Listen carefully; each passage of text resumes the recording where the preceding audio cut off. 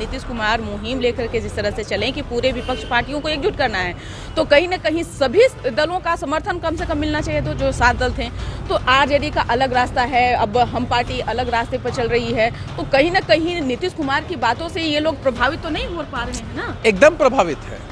मैं स्पष्ट तरीके से आपको बता दूं, सबका रास्ता एक ही है, सबका रास्ता एनडीए के खिलाफ है। कोई है जिसने कहा है कि हम भारतीय जनता पार्टी का समर्थन कर रहे हैं? किसी ने कहा है कि वो एनडीए का समर्थन कर रहे हैं? कोई एनडीए के समर्थन में नहीं है, हर कोई एनडीए के खिलाफ। देख रहे हैं, मैं हूं आपके साथ वंदना। बीजेपी से अलग होकर नीतीश कुमार महागठबंधन की सरकार में हैं और जिस तरह से उन्होंने पूरे देश के विपक्षी पार्टियों को एकजुट करने का मुहिम एक तरह से चलाया, अब इसी क्रम में जीतन राम मांझी जो हैं वो नीतीश कुमार से की राहों पर न चल करके बल्कि अब वो राहुल गांधी का जो है वो सराहना कर रहे हैं। उन्होंने कहा कि राहुल गांधी के जैसा कोई शख्स नहीं है, यानी कि कहीं ना कहीं अब नीतीश कुमार जो हैं अब अलग थलग पड़ रहे हैं।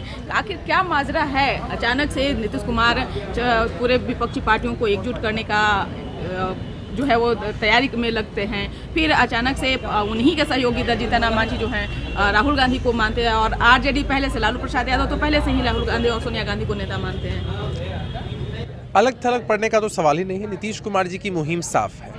उन्होंने कई बार इस बात को कहा है कि प्रधानमंत्री पद के उम्मीदवार बनने में उनकी कोई रुचि नहीं है। उनकी सबसे बड़ी प्राथमिकता यही है कि कैसे विपक्ष के सभी दल एक प्लेटफॉर्म पर आए, एकजुट हो, लामबंद हो, गोलबंद हो।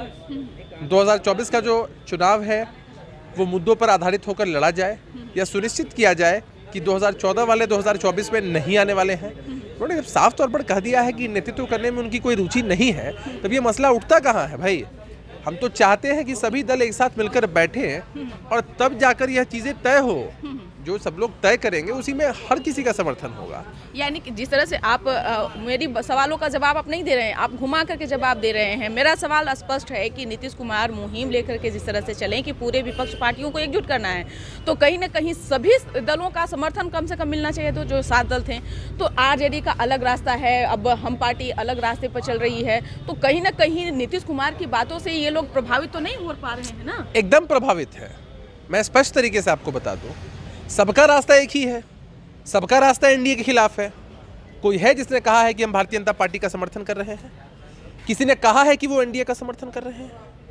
कोई एनडीए के समर्थन में नहीं है, हर कोई एनडीए के खिलाफ है। नीतीश कुमार के रास्ते पर चलने के लिए कोई नहीं तैयार है। नीतीश कुमार जी की लगातार मुलाकातें हो रही हैं विपक्ष के सभी बड़े नेताओं से। आपने देखा है किस तरह से बिहार भी नेता पहुंच रहे हैं, दिल्ली में भी मुलाकातें हो रही हैं और सकारात्मक परिणाम दिखाई पड़ेंगे।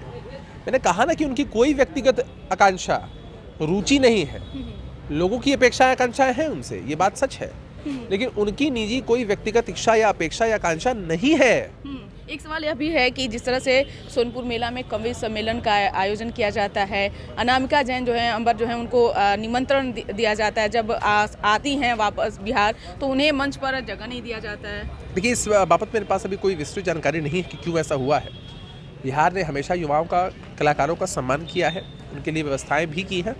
विस्तृत जानकारी प्राप्त होने के बाद ही मैं इस पर कोई प्रतिक्रिया दे पाऊंगा।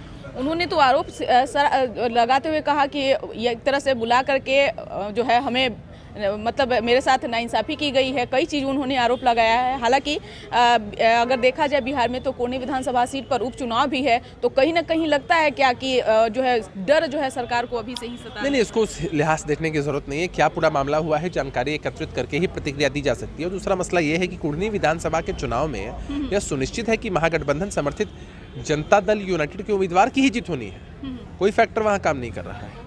यानी कि आप लोग जीत रहे हैं। बीजेपी दावे कर रही है 100%।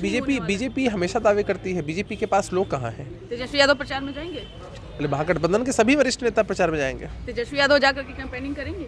मैंने कहा ना कि महागठबंधन के सभी वरिष्ठ नेता जाएंगे, तेजस्वी यादव जी भी उसमें शामिल है। अभिषेक जी, आपके पार्टी में कुछ उलटफेर की अब राजनीति चल रही है, प्रदेश अध्यक्ष की है और राष्ट्रीय अध्यक्ष की। देखिए, हमारे क्या आगे का क्या रास्ता देख रहे हैं? हमारी पार्टी में आंतरिक लोकतंत्र बहुत मजबूत है, और जब किसी पार्टी में आंतरिक लोकतंत्र बहुत मजबूत होता है तो जनता का भी विश्वास लोकतंत्र में उसी पार्टी के साथ होता है। आपने देखा है कि हमारी पार्टी का सांगठनिक चुनाव हुआ, पंचायत स्तर पर हुआ, प्रखंड स्तर पर हुआ, जिला स्तर पर, अब प्रदेश स्तर पर होना है, आने वाले समय में राष्ट्रीय स्तर पर भी होगा। लेकिन राष्ट्रीय अध्यक्ष की तो विरोध हो रही है। नहीं, लोग अपनी बातें अगर राष्ट्रीय अध्यक्ष के पास कहें तो ये हमारे राष्ट्रीय अध्यक्ष जी की राजनीति की खूबसूरती है कि वो जनता के विरोध को भी, जनता की अपेक्षाओं को, आकांक्षाओं को भी बड़ी शांति के साथ सुनते हैं, उनकी बातों का निराकरण निकालने की कोशिश करते हैं।